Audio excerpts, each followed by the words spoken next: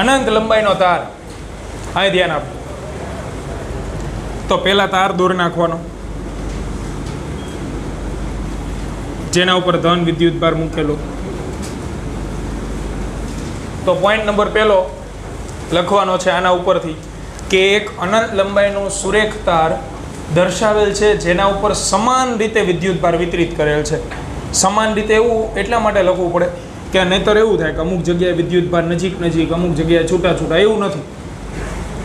સમાન રીતે વિદ્યુત ભાર વિતરિત કરેલ છે. બીજો મુદ્દો, તો તમારે આના કારણે શું ગોતવું છે? વિદ્યુત ક્ષેત્ર. વિદ્યુત ક્ષેત્ર મેળવવા માટે શું હોવું જોઈએ? બિંદુ. કઈ જગ્યાએ ગોતું? હું તમને એમ કહું 10 કુલમનું વિદ્યુત ક્ષેત્ર ગોતો, તો તમે આમાં પ્રશ્ન પૂછશો કઈ જગ્યાએ, બરાબર? એટલે એમ કહું 5 મીટર, તો તમે લાવો KQ/R². એટલે બિંદુ, તો 3 બિંદુ ધ્યાનમાં લીધા હતા. એક પોઈન્ટ P, એક Q અને એક R. 3 સમાન લંબ અંતરે હતા. પછી લખાયું હતું તારની લંબાઈ અનંત હોવાથી 3 બિંદુઓ સમતુલ્ય ગણી શકાય. લંબાઈ અનંત છે ને એટલા માટે. એના પછી ગાઉસના નિયમથી જવાબ લાવવા.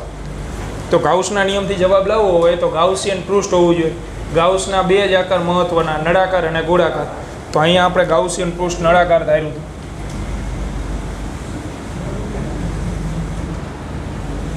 આ નળાકાર ગાઉસિયન પૃષ્ઠ જેની ત્રિજ્યા R અને લંબાઈ L છે. આટલી બાબત થિયરીમાં લખી હતી આપણે. પછી સીધો ગાઉસનો નિયમ એપ્લાય કર્યો હતો. કુલ ફ્લક્સ ઇક્વલ ટુ σQ/ε0. એમાં આપણે ચર્ચા કરી હતી ડાબી બાજુ પહેલા મેળવો. તો નળાકાર પાસે કેટલા પ્રકારની સપાટીઓ હોય? 3. એક ગોળાકાર, બીજી ગોળાકાર અને ત્રીજી વક્ર. એમાં આ બેના ફ્લક્સ શું આવ્યા હતા? 0. વક્ર સપાટીનું મળ્યું હતું જે આપણે મેળવેલું છે E/2πrl, અને કુલ ફ્લક્સમાં સરવાળો કર્યો તો 3 એ 3, એટલે ફ્લક્સ મળી ગયું હતું આ જગ્યાએ E/2πrl. આટલું મળી ગયું. હવે બાકી રહે છે જમણી બાજુ, જે મહત્વની, ધ્યાનથી સમજો. જમણી બાજુ છે σQ. ચાલો એને લખીએ. તો σQ એટલે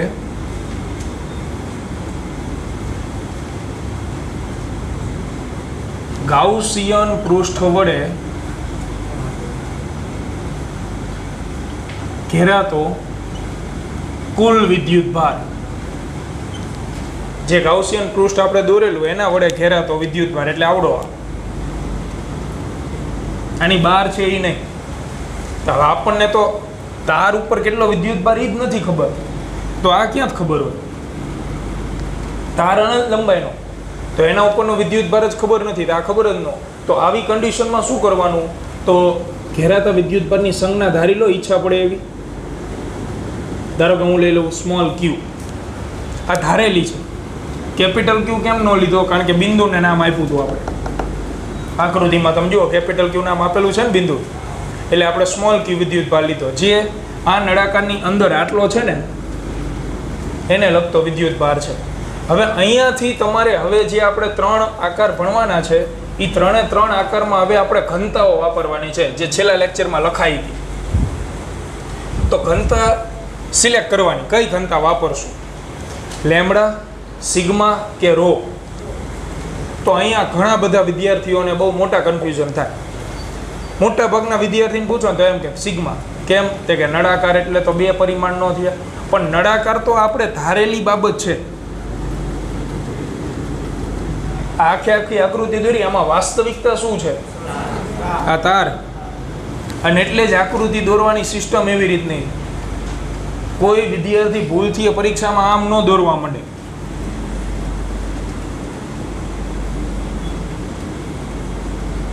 ભૂલ પડશે. પહેલા નળાકાર દોરીને પછી તાર ન દોરતા, કંઈક ના કંઈક બાબત રહી જવાય. લખાણ એ રીતનું જ છે.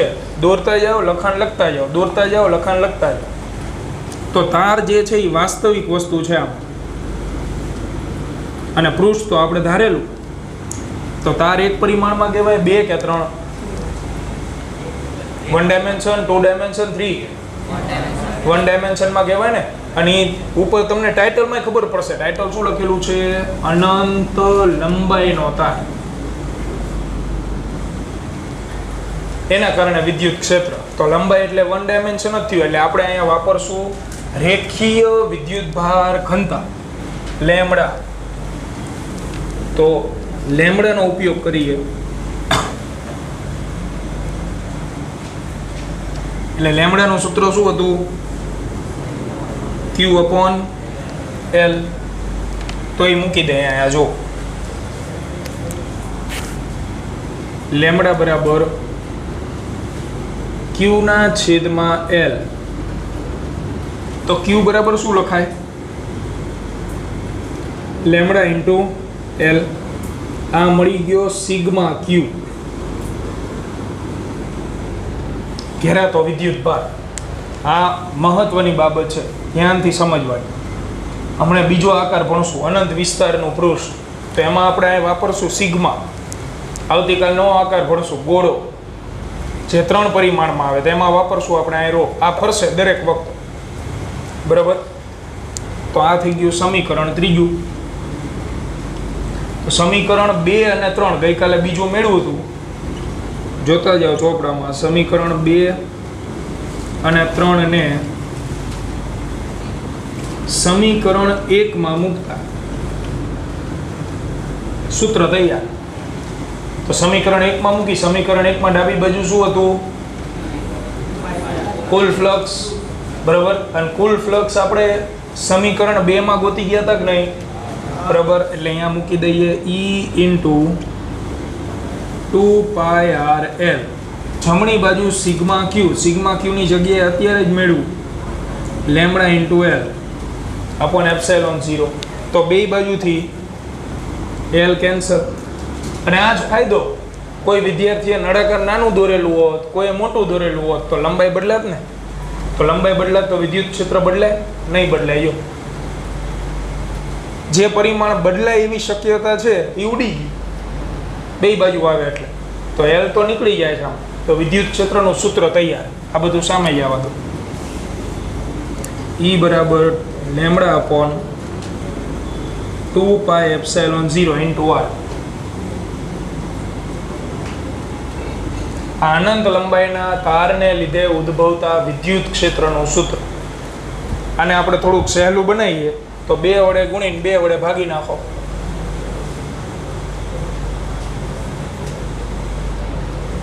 બે વડે ગુણીને 2 વડે ભાંગી નાખી. તો લેમ્બડા છેદમાં 2πε0R 2/2. તો અંશમાં આવશે 2 લેમ્બડા છેદમાં 4πε0 ઇન્ટુ R. તો 1/4πε0 એટલે કુલંબ અચળાંક કે. તો 1/4πε0 એની જગ્યાએ કે મૂકી દઉં તો 2k લેમ્બડા અપોન R. આ હેલું પડે. અનંત લંબાઈના તારને લીધે ઉદ્ભવતા વિદ્યુત ક્ષેત્રનું સૂત્ર 2k લેમ્બડા છેદમાં R. આવું સૂત્ર થાય, બરાબર? Simple theory. પહેલા કુલ ફ્લક્સ ગોતો, સિગ્મા Q ગોતો, બેને હરખાવી દો, સાદું રૂપ આપો એટલે સૂત્ર તૈયાર. તો આને લગતો એક દાખલો હશે ચોપડી જો 23મો લખો. સ્વાધ્યાયનો 1.23. જુઓ રકમ. તારથી 2 સેન્ટીમીટર અંતર એવું લખેલું ને, 2 સેન્ટીમીટર અંતર. તો 2 સેન્ટીમીટર અંતર એટલે R. તો 0.02 મીટર. મીટરમાં આપણે ફેરવી નાખો. એ જગ્યાએ તમને વિદ્યુત ક્ષેત્ર આપેલું છે. કેટલું આપ્યું? 9 × 10⁴ ન્યૂટન પ્રતિ કુલમ. અને રચના જો વિદ્યુત ક્ષેત્ર લખો ને તો રચના લખવાની, કારણ કે નહીતર મોટા ભાગના મૂક દે KQ/R². પણ વિદ્યુત ક્ષેત્રમાં દરેક જગ્યાએ ન આવે. ગોતવાનું કીધું છે રેખીય વિદ્યુતભાર ઘનતા એટલે લેમ્બડા. તો આમાં રચના આપેલી હોય ને એ પ્રમાણે હવે સૂત્ર મૂકશું. તો અનંત લંબાઈનો તાર લખીને આપ્યો હશે. જો છે એટલે અનંત લંબાઈના તારનું વિદ્યુત ક્ષેત્ર, અનંત લંબાઈના તાર માટે વિદ્યુત ક્ષેત્ર E બરાબર 2k લેમ્બડા અપોન r. સૂત્ર યોગ્ય સિલેક્ટ કરો એટલે દાખલો કે MCQ તરત જવાબ આવી જાય. આમાં લેમ્બડા ગોતવાનો, E × r 2k મૂકો કિંમત, E ની જગ્યાએ 9 × 10⁴ 0.02 ભાગ્યા 2 ગુણ્યા k ની કિંમત 9 × 10⁹. આનો જે પણ જવાબ આવે એ જવાબ લાવી એકમ લેમ્બડાનો શું હોય? કુલમ પ્રતિ મીટર. તો આ જવાબ બરાબર. ઝડપથી આને પૂર્ણ કરો પછી હાલ પતી ગયું હોય તો અહીં ધ્યાન આવે. ઉપયોગ નંબર બીજો, 3 માર્કની બીજી તારવણી જે આજે આપણે પૂરી કરવાની, કાલના લેક્ચર જેવું નથી બરાબર. એટલે ટાઇટલ માર દો, લખાવાનું તો બોલીને જ છે, પછી મેથેમેટિકલ મેળવ. અનંત વિસ્તાર એટલે કે અનંત ક્ષેત્રફળ ધરાવતા પૃષ્ઠ એટલે કે સમતલ માટે વિદ્યુત ક્ષેત્રનું સૂત્ર.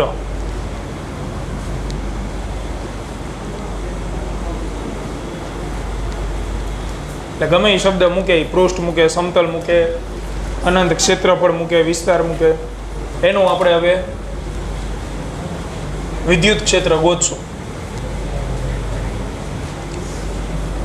અને એ પણ ગાઉસના નિયમના ઉપયોગથી જ.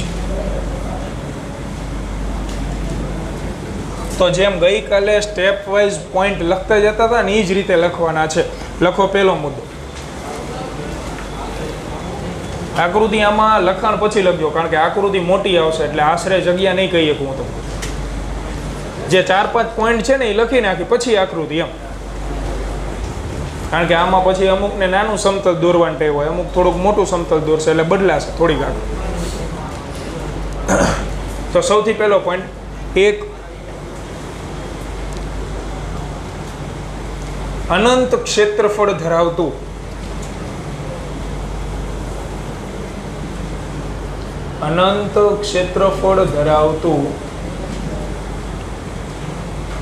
સમતલ ધ્યાનમાં લો,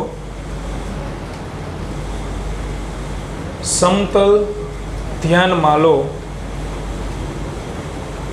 અલ્પવિરામ, કે જેના પર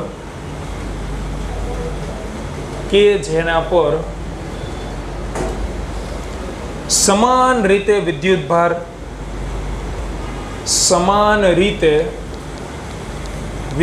ભાર વિતરિત થયેલ છે, પથરાયેલ છે, વિતરિત થયેલ છે. સમાન રીતે વિદ્યુત ભાર આપણે ગોઠવી દીધો. તો જે પ્રમાણે લખતા જઈએ એ પ્રમાણે દોરતું જવાનું. તો એક સમતલ ધ્યાનમાં લઈજો.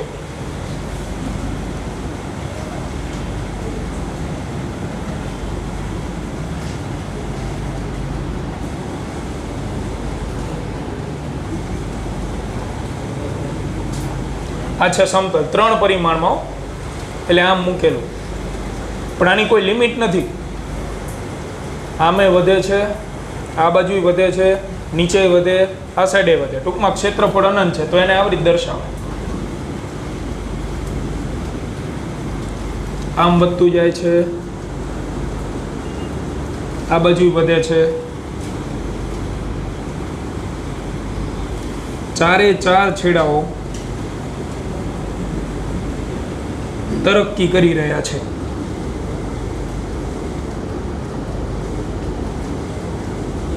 આ મુજબ આ અનંત વિસ્તારનું પૃષ્ઠ જેના ઉપર વિદ્યુત ભાર સમાન રીતે વિતરણ પામેલો, એટલે ક્યાંય ઝુમખા નથી, આ ખૂણે વિદ્યુતભાર વધારે ને આ ઓછો, એ પ્રમાણે નહીં. એટલે આ પ્રમાણે આપણે સમાન વિદ્યુતભાર લઈ લઈએ. ધન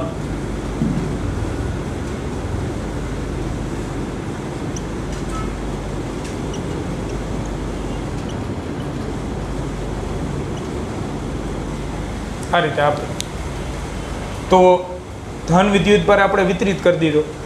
પોઈન્ટ નંબર બીજો, તો તારમાં આપણે પોઈન્ટ પહેલો શું લખ્યો હતો? અનંત લંબાઈનો શું ધ્યાનમાં લઈ લો? તાર, જેના ઉપર વિદ્યુતભારો. બીજો પોઈન્ટ તારમાં શું લખતા હતા? બિંદુ ધ્યાનમાં લેવાનું. સેમ આનું વિદ્યુત ક્ષેત્ર ગોતું, પણ ક્યાં?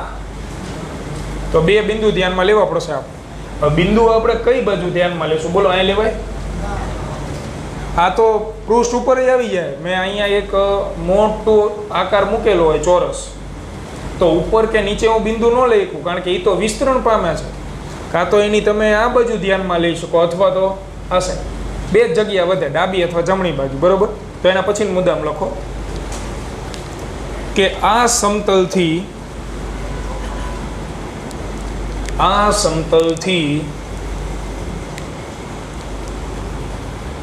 સમાન લંબ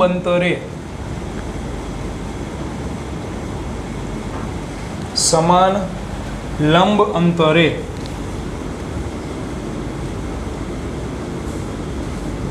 રહેલા હોય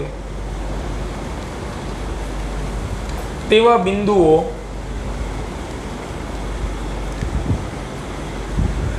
બિંદુઓ કેપિટલ P અને કેપિટલ R, કેપિટલ P અને કેપિટલ R પાસે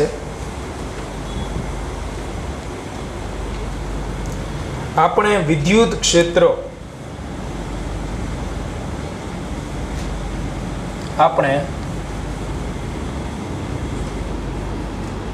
ક્ષેત્ર મેળવવું છે.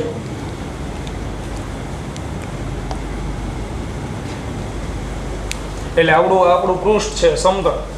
અહીંથી 2 મીટર અંતરે એક બિંદુ અહીં ધ્યાનમાં લો અને 2 મીટર અંતરે અહીં. તો આવા કેટલા બિંદુઓ આવે? 2 મીટર 2 જ આવે કે અનંત આવે? 2 મીટર અંતરે અહીં ધ્યાનમાં લીધું, બીજું 2 મીટર અંતરે ઉપર આવે, નીચે ઉપર ઉપર નીચે, ટૂંકમાં આ લાઈન આખી આવે ને ત્યાં સુધી આવે, જ્યાં સુધી સમતલ હોય ત્યાં સુધી. એવા ને એવા આ સાઈડ આવશે. 2 મીટર અંતરે અનંત બિંદુઓ. એટલે આપણે નમૂના પૂરતા બે જ ધ્યાનમાં લઈશું, ખાલી 2 મીટર અંતરે. તો અહીંયા આ તારથી જમણી બાજુ એક પોઈન્ટ અને આ તારથી ડાબી બાજુ એક પોઈન્ટ, જેનું અંતર ન દર્શાવતા, બરાબર? એ ત્રિપરિમાણમાં છે, એટલે આને આમ નામ રાખ્યા. તો બે બિંદુઓ P અને R આપણે ધ્યાનમાં લઈ લીધા. ચાલો પોઈન્ટ નંબર ત્રીજો. તો પોઈન્ટ નંબર ત્રીજો શું હોય? તો હવે આપણે વિદ્યુત ક્ષેત્ર આ બે બિંદુ આગળ ગોતવાનું છે, પોઈન્ટ P અને R આગળ. પણ ગાઉસના નિયમના ઉપયોગથી, તો ગાઉસનો નિયમ તો આપણને શું કહે છે? આકાર હોય તો નિયમ વાપરવો, બાકી નહીં. તો ગાઉસના બે આકાર હતા, નળાકાર અને ગોળાકાર. આમાં આપણે શું ધ્યાનમાં લેશું? નળાકાર. ગોળાકાર આકાર નહીં આવે. આમ બિંદુઓ વિદ્યુતભાર હોય ને, બિંદુઓ તો જ ગોળાકાર આકાર આવે. પથરાયેલો હોય ને તો ગોળાકાર ન આવે. તો શું આવે? ફરજિયાત નળાકાર. એટલે ત્રીજો મુદ્દો ગાઉસિયન પૃષ્ઠ ધારશું આપણે. લખો પોઈન્ટ નંબર 3. એક સ્મોલ r ત્રિજ્યા, સ્મોલ r ત્રિજ્યા અને કેપિટલ L લંબાઈ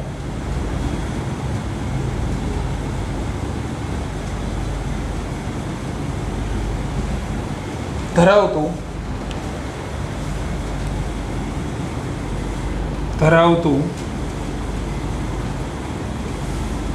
નળાકારીય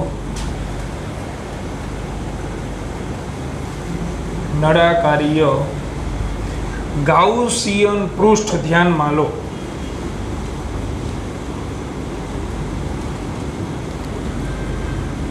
ગાઉસિયન પૃષ્ઠ ધ્યાનમાં લો.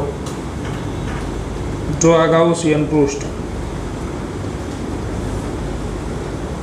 આપણે ધ્યાનમાં લઈએ, નળાકારીય ગાઉસિયન પૃષ્ઠ. હવે ગણતરી મુદ્દા તો આટલા જ, આ જ પ્રમાણે સ્ટેપમાં લખતા જાઓ. હવે જેમ તારમાં કરેલું હતું એ જ રીતે ગાઉસના નિયમ મુજબ, ચાલો લખીએ ગાઉસના નિયમ મુજબ. તો ગાઉસના નિયમ મુજબ કુલ flux equal to sigma Q upon epsilon 0. સમીકરણ 1. હવે જેમ ગઈકાલે હતું ને સેમ, પહેલા ડાબી બાજુ કુલ ફ્લક્સ ગોતશું, પછી સિગ્મા ક્યુ અને પછી બેને સરખાઈ દેવા.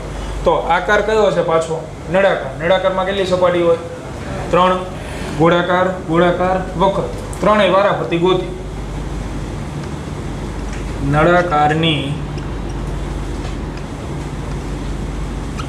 ગોળાકાર સપાટી સાથે સંકળાયેલ વિદ્યુત ફ્લક્સ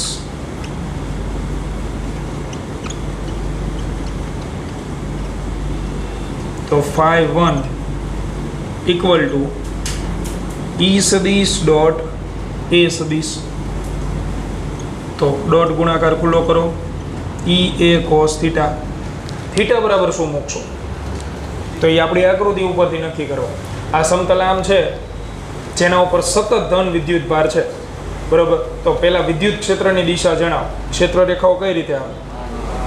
બહાર, એટલે આ બાજુ બહાર નીકળે અને આ બાજુ બહાર નીકળતી હોય. તો ક્ષેત્ર રેખા આપણે દોર દઈએ, વધારે નહીં દોરવાની, 2 થી 3. તો આ સદિશ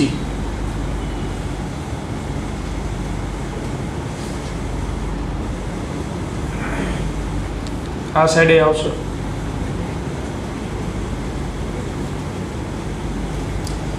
વિદ્યુત ક્ષેત્ર રેખાઓ આ મુજબ છે. ક્ષેત્રફળ સદિશ તો ગોળાકાર સપાટી આ રહી. બોલો આનો ક્ષેત્રફળ સદિશ ક્યાં આવે? આ બાજુ બહાર નીકળશે તો ક્ષેત્રફળ સદિશ દોરી એટલે આમ આવે.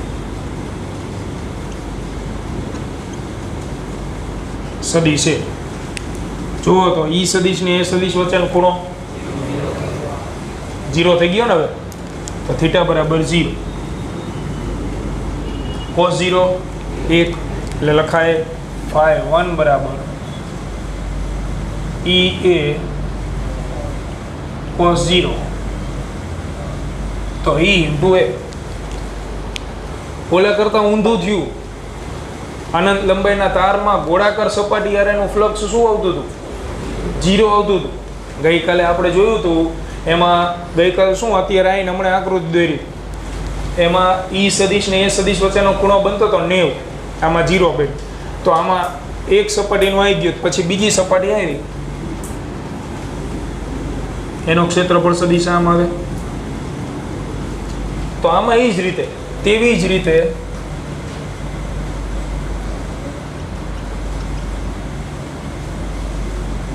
બીજી ગોળાકાર સપાટી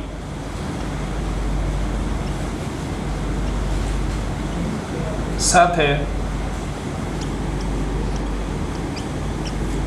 સંકળાયેલું વિદ્યુત ફ્લક્સ. તો બીજી ગોળાકાર સપાટી φ2, એના માટે શું લખશું આપણે? Same E into A. ક્ષેત્રફળ છેલ્લે મૂકી દો તોય ચાલે. હાલો, 2 ફ્લક્સ આવી ગયા. હવે બાકી રહી વક્ર.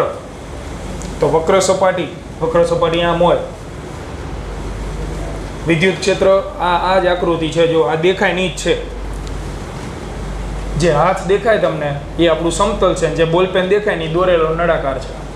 સેમ આગળ આમાંથી ક્ષેત્ર રેખાઓ આમ નીકળે. આનો ક્ષેત્રફળ સદિશ આમ, આનો આ બાજુ. આ વક્ર સપાટીનો ક્યાં આવે? ઉપર, આ સાઈડ, નીચે, આ બાજુ. તો એ દર વખતે સદિશ યારે કેટલો ખૂણો બનાવે? 90 ડિગ્રીનો. એટલે અહીંયા આપણી આકૃતિમાં ક્ષેત્રફળ સદિશ દોરવો હોય તો એ આમ આવશે.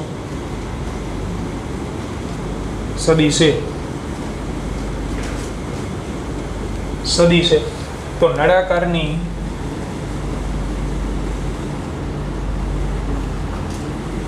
વક્ર સપાટી સાથે સંકળાયેલ વિદ્યુત ફ્લક્સ φ3 ઇક્વલ ટુ E સદિશ ડોટ A સદિશ EA cos થીટા પણ અહીંયા થીટા બરાબર 90 છે અને થીટા બરાબર 90 તો મજા જ આવે. cos 90 0 તો phi 3 EA cos 90 તો આ થઈ ગયું 0 ન્યૂટન મીટર સ્ક્વેર પ્રતિ કુલમ. ડાબી બાજુનો વહીવટ પૂર્ણ. ડાબી બાજુ કુલ ફ્લક્સ ગોતવાનું હતું, તેથી કુલ ફ્લક્સ ઇક્વલ ટુ 1 2 3 તો 1 આવ્યું EA, 2 EA અને 3 0 તો કુલ ફ્લક્સ આવે 2 EA. સમીકરણ બીજું. હવે શું બાકી? સિગ્મા ક્યુ. સિગ્મા ક્યુ એટલે આ નળાકાર જે દેખાય તમને એની આ બે સપાટી હોય એની અંદર જેટલો વિદ્યુતભાર આવતો એની જ ઉપરની સાઈડનો નીચેની સાઈડનો નહીં. એટલે આમાં આ બોલપેનમાં વચ્ચે જેટલો વિદ્યુતભાર આવે ને આ પૃષ્ઠ ઉપરનો એટલો એ તો આપણને ખબર જ નથી. હમણાં કર્યું તો એ જ રિપીટ. સિગ્મા ક્યુ તો નળાકારીય ગાઉસિયન પૃષ્ઠ વડે ઘેરાતો કુલ વિદ્યુતભાર. તો આપણને ખબર નથી. ન ખબર હોય શું ધારી લેવાનું? સ્મોલ ક્યુ અથવા કેપિટલ ક્યુ. આમાં સંજ્ઞા લઈએ પણ એક જ રાખીએ આપણે, સ્મોલ ક્યુ. હવે આપણે ઘનતા સિલેક્ટ કરશું. આકાર કયો છે? ક્ષેત્રફળ ધરાવતો. ઓલામાં હતી લંબાઈ, ક્ષેત્રફળ એટલે 2 પરિમાણ થયું. બોલો 2 પરિમાણમાં સિગ્મા પૃષ્ઠ ઘનતા. તો પૃષ્ઠ ઘનતા સિગ્મા બરાબર ક્યુ અપોન એ. તો ક્યુ બરાબર સિગ્મા ઇન્ટુ એ. આ થઈ ગયો સિગ્મા ક્યુ એટલે કુલ વિદ્યુતભાર. સમીકરણ નંબર 3. તો સમીકરણ 2 અને 3 ની કિંમત સમીકરણ 1 માં મૂકો. ડાબી બાજુ શું આવે? 2EA. સમીકરણ 2 અને 3 ને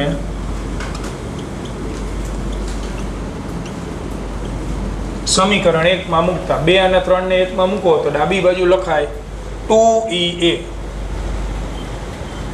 જ્યારે જમણી તરફ તો સિગ્મા ક્યુ જગ્યાએ શું મૂકશું?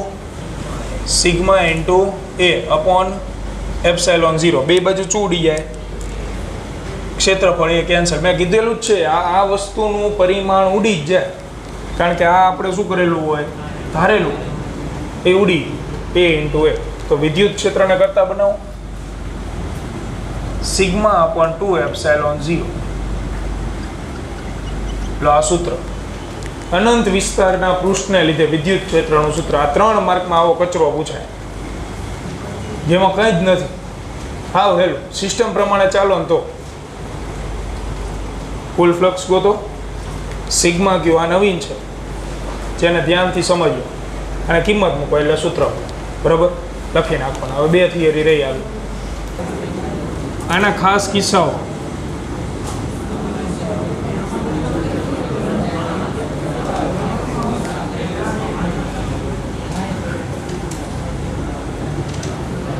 જે થિયરીમાં નથી જોડવાના, આપણે MCQ માટે જ છે. તો 2-3 કેસ અલગ અલગ ભણી. પહેલું જે બીજા ચેપ્ટરમાં ઉપયોગમાં આવશે કેપેસિટર ભણશું ને એમાં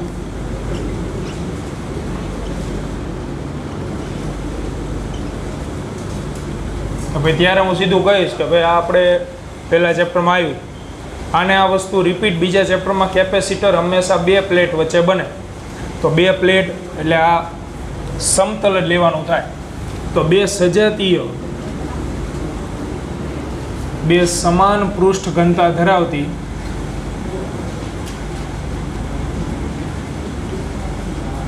સજાતીય પ્લેટો આપેલી હોય ત્યારની વાત. સમાન પૃષ્ઠ ઘનતા ધરાવતી 2 પ્લેટ ધ્યાનમાં લઈએ આપણે. આ પહેલી, બીજી પ્લેટ.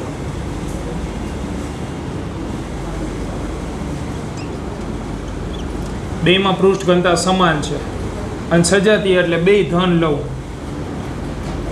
બે ઋણે લઈ શકો, કોઈ વાંધો નહીં. બરાબર.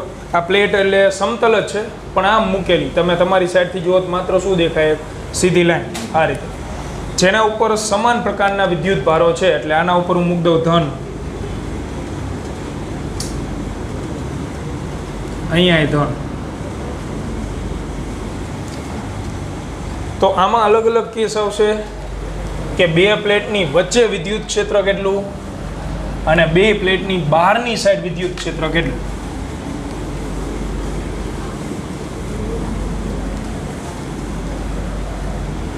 તો ક્ષેત્ર રેખાઓ દોરવી પડશે. વિદ્યુત ક્ષેત્રના દાખલાઓ સોલ્વ કર્યા હતા ને એવી રીતે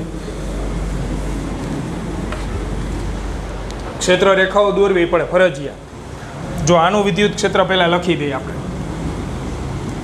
આ પ્લેટનું વિદ્યુત ક્ષેત્ર E1 બરાબર સિગ્મા અપોન 2 એપ્સાઇલોન 0. આનું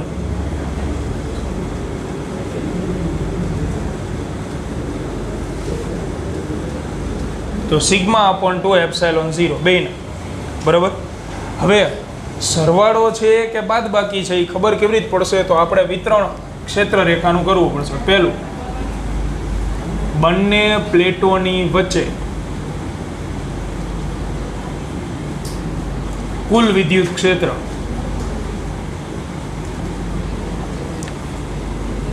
એટલે કુલ વિદ્યુત ક્ષેત્ર આપણે લખશું આવું E1 E2. પણ આપણને નથી ખબર સરવાળો કરવાનો બાદબાકી કરવાનો, એના માટે ક્ષેત્ર રેખા દર્શાવી. બોલો, આની ક્ષેત્ર રેખા તો બહાર નીકળશે એટલે બહાર નીકળતી ક્ષેત્ર રેખા આમ દર્શાવાય.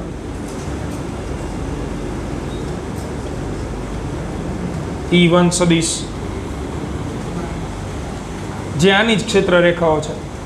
આ બાજુ બહાર નીકળશે, આ સાઈડે નીકળે ને બહારની સાઈડ. તો આવડી આ પણ E1 સદિશ. હવે બીજી પ્લેટની દર્શાવો. તો બીજી પ્લેટ ધન છે, એમાંથી એક ક્ષેત્ર રેખાઓ બહાર નીકળતી હોય, સેપરેટ સ્વતંત્ર જ વિચારવાનું. આની ક્ષેત્ર રેખા બહાર નીકળે એટલે કઈ બાજુ? બે બાજુ બહાર નીકળે ટૂંકમાં. એટલે આ બાજુ બહાર નીકળતી હોય તો આમ દોરાય.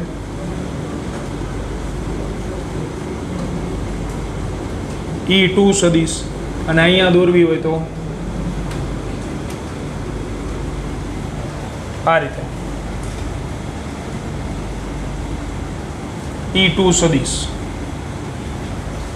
તો મેં પૂછેલું છે બે પ્લેટની વચ્ચે શું થાય? તો બે પ્લેટની વચ્ચે બે વિદ્યુત ક્ષેત્ર કેવી દિશામાં? વિરુદ્ધ દિશામાં. વિરુદ્ધ દિશામાં સરવાળો બાદબાકી? બાદબાકી, એટલે વચ્ચે આવશે માઇનસ. તો E1 ની જગ્યાએ સિગ્મા બાય 2 એપ્સાઇલોન 0, E2 ની જગ્યાએ સિગ્મા અપોન 2 એપ્સાઇલોન 0. બાદબાકી થઈ ગઈ તો જવાબ આવે 0. આ તો સમાન પૃષ્ઠ ઘનતા ધરાવતી પ્લેટ હોય ને ત્યારની વાત છે. ધારો કે મને એવું આપેલું હોય કે પહેલી જે પ્લેટ રહી એના ઉપરની પૃષ્ઠ ઘનતા સિગ્મા 1 છે અને બીજી પ્લેટની પૃષ્ઠ ઘનતા સિગ્મા 2 છે, તો કે 0 ન થાય. તો અહીંયા તમારે લખવું પડે સિગ્મા 1 અપોન 2 એપ્સાઇલોન 0. અહીંયા તમારે લખવું પડે સિગ્મા 2 અપોન 2 એપ્સાઇલોન 0. તો પછી શૂન્ય મળે નહીં, તો કિંમત મૂકીને જવાબ લાવવો પડે આપણે. બરાબર. એવી જ રીતે બે પ્લેટની બહારના વિસ્તારમાં શું આવે? બંને પ્લેટોની બહારના વિસ્તારમાં એટલે E cool equal to E1 ને E2 તો આવે જ છે, પણ સરવાળો કે બાદબાકી? તો ચેક કરી યો આ બહારનો વિસ્તાર. આમાં એક ક્ષેત્ર ઓલરેડી દેખાય મને. મારે બ્લેક કલરની પેનનું ક્ષેત્ર દોરવું એટલે બીજી પ્લેટ. બોલો, બીજી પ્લેટનું ક્ષેત્ર મારે આ બાજુ દોરવું હોય તો કઈ દિશામાં આવે? આ બાજુ આવે કે આ બાજુ આવે? બીજી પ્લેટનું કહું છું. આ બીજી પ્લેટનું ક્ષેત્ર મારે અહીંયા દોરવું છે. કઈ બાજુ આવે? આ બાજુ જ આવે ને, કારણ કે આમાંથી ક્ષેત્ર રેખા આ પ્લેટની કઈ બાજુ દોરવું? ડાબી. આ પ્લેટથી ડાબી બાજુ. ડાબી બાજુ ક્ષેત્ર રેખા ક્યાં જાય છે? આ બાજુ આ કંઈ હોત જ નહીં, ધારો કે આને ભૂસી નાખો ઘડીક, તો આ ક્ષેત્ર રેખાઓ અહીંયા સ્ટોપ થઈ જાય કે આગળ વધે? આગળ વધે જ ને. તો એ અહીંયા દોરેલી હોત તો આમ આવે. એટલે આ કોનું છે? બીજી પ્લેટ. એવી જ રીતે બહારનો વિસ્તાર આ છે, પણ આમાં કોનું ઓલરેડી હાજર છે? બીજાનું. કોનું એબસન્ટ? પહેલાનું. તો પહેલાની ક્ષેત્ર રેખા અહીં દોરવી હોય તો આ રીતે. તો પ્લેટ એકની કઈ બાજુ દોરવું છે? જમણી બાજુ. બોલો, જમણી બાજુ પહેલી પ્લેટની ક્ષેત્ર રેખાઓ કઈ બાજુ જાય છે? આ તરફ. એટલે અહીં દોરવી હોય તો આમ આવે. હા, હવે E1 સદિશ જો બહારના વિસ્તારમાં E1 સદિશ E2 સદિશ, E1 સદિશ E2 સદિશ બે કેવી દિશામાં? સમાન. સમાન દિશામાં શું થાય? સરવાળો.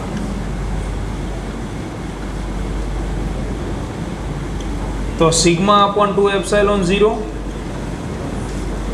Plus sigma upon 2 epsilon 0, 2 sigma upon 2 epsilon 0, sigma upon epsilon 0. આવું કેપેસિટરમાં આપણે ભણશું. કેપેસિટરની બે પ્લેટ વચ્ચે આવું આવશે તો ત્યારે પહેલું ચેપ્ટર યાદ આવે તો ઠીક, બાકી એટલે જ લખાઈ દીધું. અને બે પેન વાપરજો આમાં, બ્લેક ને બ્લુ અલગ અલગ. બીજી પ્લેટનું જો મેં બ્લેક કલરની પેનથી દર્શાવ્યું, પહેલી પ્લેટનું બ્લુ અને આ બાજુ એ પ્રમાણે. તો આવા 3-4 કેસ આવશે જે ભણશું. આને પહેલાં પૂરું કરી નાખું.